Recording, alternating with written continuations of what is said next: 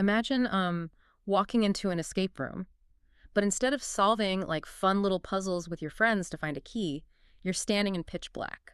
Oh, wow. Sounds intense. Yeah, and the floor is constantly shifting underneath your feet. Mm. And to make it worse, there are people wearing military-grade night vision goggles actively trying to pick your pocket. That is, You yeah. can't see them, but they can see every single move you make. That is a deeply unsettling image, honestly. But if we're talking about the reality of modern financial markets, it's actually an entirely accurate description of the environment. Like Okay. the people in the night vision goggles, those are the massive institutions. And the person stumbling around in the dark is, well, your average retail trader. And I think that feeling of, total vulnerability is exactly why we're taking this deep dive today. We are stepping into the incredibly intense, often completely overwhelming world of day trading. Yeah, it really can be. But I want to be clear right up front. We are absolutely not here to hype up quick riches or, sell you a dream. Today, our mission is to act as a patient, safety-focused mentor for anyone who has ever felt totally lost in the markets. Exactly. We're digging into a big stack of comprehensive teachings from the Inner Circle Trader Mentorship Program, often just referred to as ICT. Which is, I mean, it's an incredibly dense set of source material. Yeah. It is packed with institutional jargon, complex charting theories, and a very, very specific view of how global markets actually operate. Yeah, it's a lot. It's so easy to look at this material and just feel like you're drowning in data. Right. So if you're listening to this and taking a deep breath right now, we've got you. Our goal today isn't to turn you into a Wall Street bank overnight. No, definitely not. It's just to give you a foundational framework to keep you safe. By the time we finish, you're going to understand the 4 core market conditions that dictate every single price movement on a chart. And more importantly, why those movements happen. Exactly. We're going to help you track the footprints those night vision wearing institutions leave behind. To do that, though, we really have to start by completely dismantling a very common myth. Because the sources make a foundational, just non-negotiable claim right out of the gate. Okay, lay it on me. The market is not driven by the collective buying and selling of everyday retail traders. The whole idea of supply and demand being driven by millions of regular people clicking buy on their little brokerage apps, that is an illusion. Okay, wait, let's unpack the mechanics of that. Because traditional finance textbooks teach us that, if enough regular people buy a stock or a currency, the overwhelming demand pushes the price up. Right, that's what we're all taught. But these sources actually refer to everyday retail traders as uninformed money. Uninformed money, or more bluntly, liquidity. In this framework, the vast sea of retail traders doesn't drive the market at all. They are the fuel for the market. Wow, just fuel. Yeah, the actual driver of price is smart money. Large institutional entities, central banks. But, and this is key, they aren't just sitting there manually trading based on the morning news. They aren't. No, price is delivered to the market by an interbank price delivery algorithm. It is highly automated, and its primary fundamental function is to seek liquidity.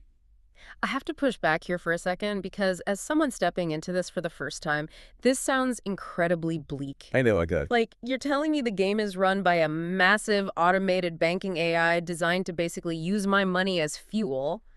I'm essentially the prey here. Well, Why wouldn't I just close my brokerage account right now? How is understanding that I'm fighting a financial terminator supposed to be empowering? I get that reaction. I really do.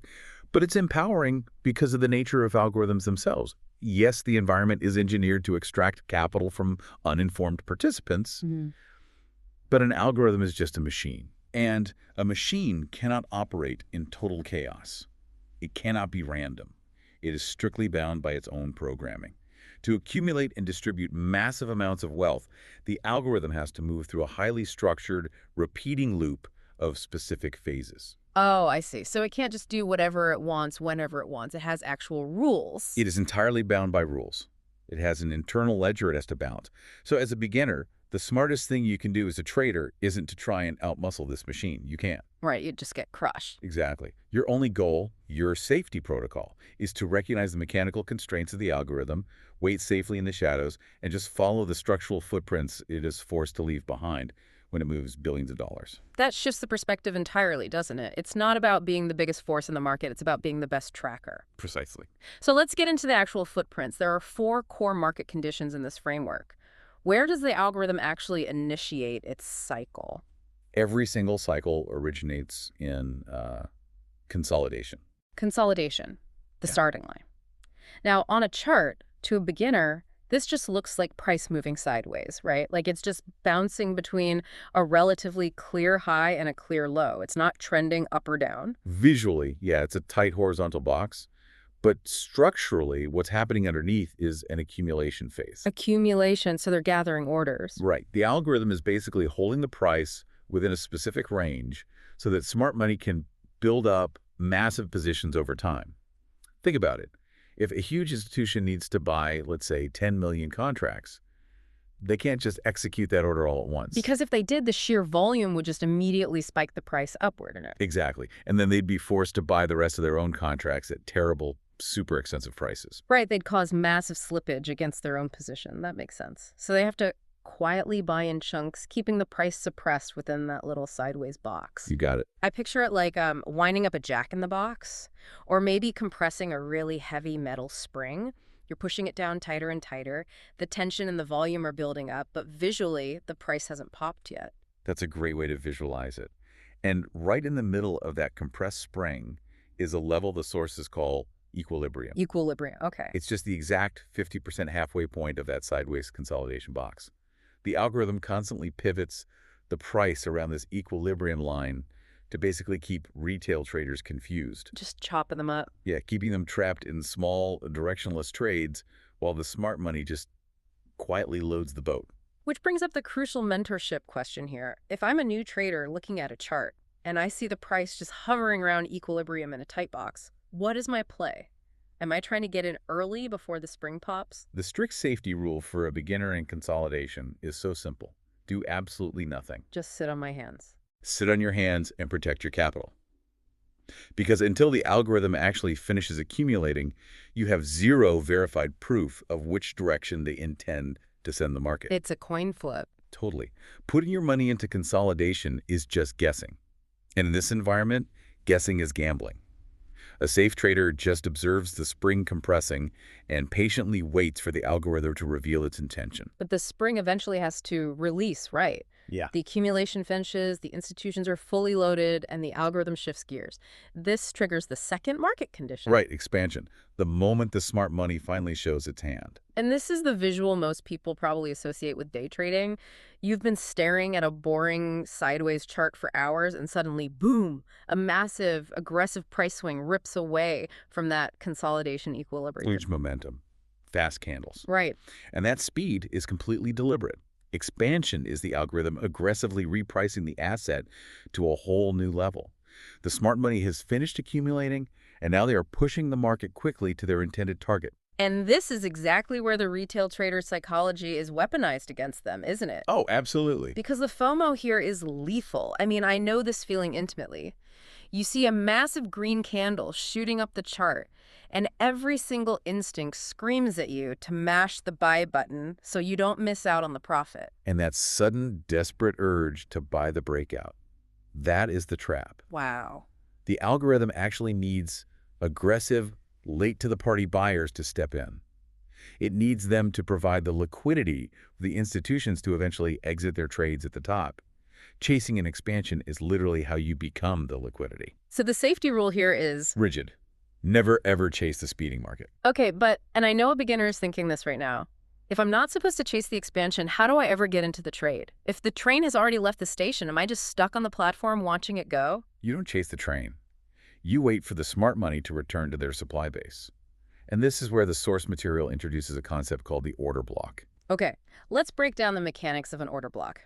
Because I see this term thrown around constantly on social media, but it's rarely explained well. On a chart, a bullish order block is essentially the last down candle right before the massive upward expansion. Right, it's the very bottom of the move. Yeah. But to understand why it actually matters, you have to look at the institutional ledger. Right before they aggressively expanded the price upward, the smart money had to inject massive sell orders to artificially push the price down one last time. Usually to trigger some stop losses and grab liquidity. Exactly. So they initiated a massive short position just to manipulate the price down immediately before they bought heavily to shoot the price up. Yes. And that means while their massive long positions are in huge profit during the expansion, they still have those initial manipulating short positions trapped all the way at the bottom, Oh, and those shorts are deeply in the red. deeply in the red. And the algorithm cannot just leave those positions bleeding forever. It is mathematically required to eventually let the price drift back down to that exact point of origin, the order block, to close out those losing short positions at break-even. That makes perfect In sense. institutional terms, this process is called mitigation. Wait, let me just make sure I'm really grasping the logic here. They aren't returning to the order block because of some mystical, magical support level on a chart. No, not at all. They are returning to the order block to literally bail out their own trapped manipulating trades from earlier. That is the core mechanism. They mitigate their trapped orders, they balance the books, and then they resume the upward expansion. So as a safe, mentored trader, your move is to just let that initial expansion run away. You just watch it go. Watch it go. You wait patiently for the price to drift back down to mitigate that order block. Wow. That is your safe entry point. You are stepping in exactly where the smart money is balancing their books. I love the military analogy for this. It's like an army unit launching a massive, really fast offensive to take a hill. They cover a lot of ground quickly, but they stretch their supply lines out. Right. They can't just keep running forever. They have to send units back to secure the original supply base, which is the order block, before they can safely launch the next phase of the attack. It's a very tactical way to view it. Yeah. And it really explains why the market rarely moves in a straight, unbroken line. It expands, and then it pulls back, which naturally brings us to the third market condition, Retracement. retracement. This is the pullback. Yeah. But there's a specific mechanical reason for why the algorithm pulls back, right? It goes back to that concept of the market moving too fast during the expansion. Precisely. The market is fundamentally a two-sided auction, buyers and sellers. The algorithm's entire job is to efficiently match those buyers and sellers. But during a violent expansion, the repricing happens so fast that it literally skips over price levels. Just gaps right over them. Yeah, there is no back and forth trading. The sources refer to these skip levels as liquidity voids or fair value gaps, often abbreviated as FVGs. So a fair value gap is an area on the chart where only one side of the market participated. Like if the price jumps from $10 to $15 in one massive, lightning-fast candle, there was no opportunity for anyone to trade at $11, $12, $13, or $14. Which creates a glaring inefficiency in the algorithm's ledger. It hates empty space. It has basically failed to offer fair value to both buyers and sellers in that specific price range. Oh, okay. So a retracement is just the algorithm deliberately pulling the price back inside that recently created range specifically to fill in those empty pockets and balance the auction. It's like a road crew. The smart money is driving down the highway at 100 miles an hour. They hit a pothole, but their momentum carries them right over it. Eventually, though, the road crew has to back the truck up and pave over that pothole, the fair value gap, before the rest of the institutional traffic can smoothly continue the journey upward. That is a perfect analogy. And knowing that mechanism entirely changes how you trade. Instead of panicking when the market starts dropping after a big run, you just look for the unpaved potholes. You're waiting for the road crew. Exactly. You wait for the price to retrace into the fair value gap, balance the ledger, and then you anticipate the market will resume its original fast direction. But I feel like this requires a huge amount of trust in the structure, because in real time, watching a market drop rapidly from $15 back down to $12 to fill a gap, that is terrifying for a beginner. Oh, it shakes people out all the time. Right. How do I know the algorithm is just backing up the truck to pave a pothole and not turning the truck entirely around and crashing the market? That is the golden question.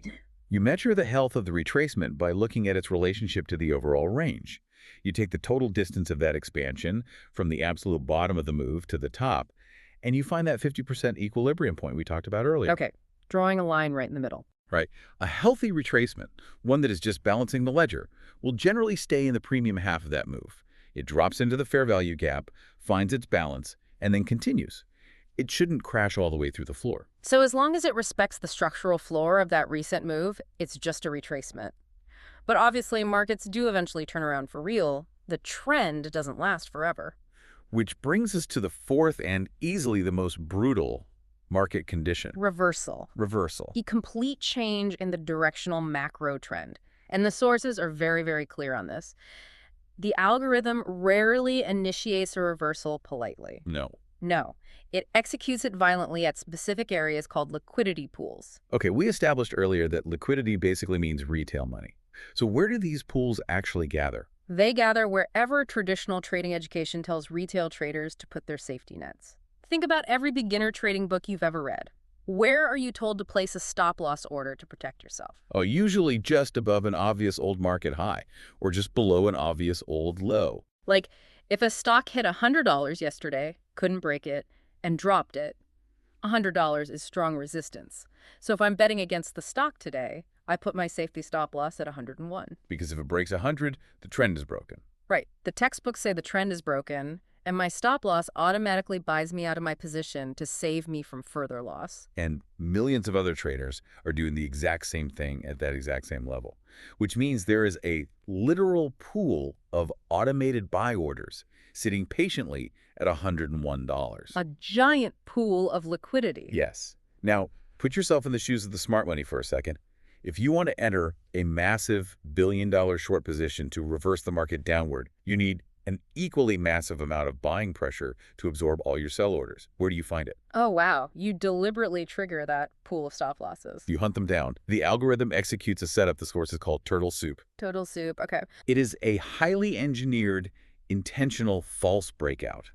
The algorithm aggressively pushes the price up to 101. It perfectly breaches the old high. And all the retail traders who use momentum strategies see this and think, a breakout, resistance is broken, buy, buy, buy. Right. While simultaneously, all those safety stop-loss orders are triggered, forcing those traders to buy as well. It's a trap.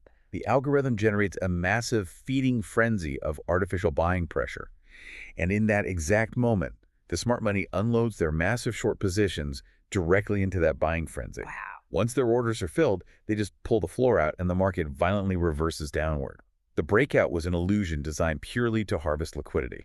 That is incredibly predatory. I mean, it's like a classic sports fake out. How so? Like a quarterback. He looks deep to the left, his shoulders are pointed left, the entire defense sprints to the left thinking they're reading the play, and he just lightly tosses a massive wide open pass to the tight end on the right. It is the ultimate trap. So the safety tip here, the mentor advice, is to completely invoke your thinking. How do I do that? When you see a price chart perfectly crossing a very obvious old high, do not blindly assume it's a breakout. Really? As a beginner, the safest posture is to assume it's a turtle soup liquidity trap.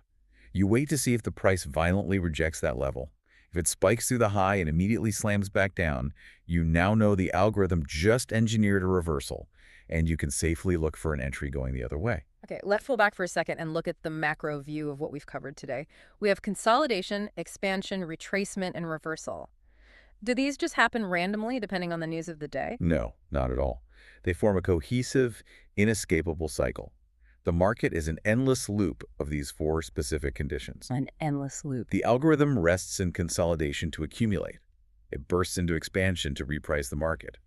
That speed creates inefficiencies, forcing a retracement to fill fair value gaps. Right, the road crew. Exactly. And eventually, the move exhausts itself, the algorithm hunts a liquidity pool to execute a reversal, and the market settles right back into consolidation to start the entire process over again. It just breathes in and out. Consolidate, expand, retrace, reverse. On a 5-minute chart, on a daily chart, on a weekly chart. It happens on every time frame. The fractal nature of it is fascinating, but practically speaking, trying to track all of this at once sounds mentally exhausting for a beginner. Oh, trying to trade every single phase of the cycle is a fast track to blowing up your account. I bet. The most liberating piece of advice from this mentorship material is that you do not need to master all four conditions to survive. In fact, the safest traders only look for one. So you essentially specialize. You find the specific footprint that makes the most logical sense to your brain. Like if the concept of the algorithm acting as a road crew balancing the ledger makes sense to you, then your entire trading career can be built solely on spotting fair value gaps and trading retracements. And you just ignore everything else. You completely ignore the initial breakouts. You ignore the chop of consolidation. You just wait for the pothole to form and you wait for the road crew. You just sit at your one specific station. You know what your train looks like. If a different train rolls by like maybe a crazy turtle soup reversal, you just watch it go. You don't try to jump on. You preserve your capital until the algorithm produces your specific setup. That is how you transition from being the uninformed liquidity to being the informed observer. So, to you listening right now, taking this all in, congratulations. You've survived a deep dive into the mechanical core of institutional order flow. It's a lot to take in, but you made it. You're no longer stumbling in the dark of that escape room. You understand that when the market moves, it's not magic and it's not chaos. It's an algorithm resting in consolidation, sprinting in expansion, balancing its ledger during a retracement, or engineering a trap in a reversal. And internalizing the mechanics of those four conditions, it really removes the panic. You aren't reacting emotionally to flashing lights on a screen anymore. You are reading the structure of a highly organized environment. Which brings us to a final thought for you to mull over today. Think about the physical tools you use to interact with the market. Think about modern retail trading apps on your phone. Look at their design. They're very specific. They utilize flashing green and red lights, rapid push notifications, gamified interfaces with confetti animations when you place a trade. They are psychologically engineered by behavioral scientists to induce action. I want you to trade constantly. Exactly. They want you to chase the fast expansions and fear missing out. Because your frantic, emotional, high-frequency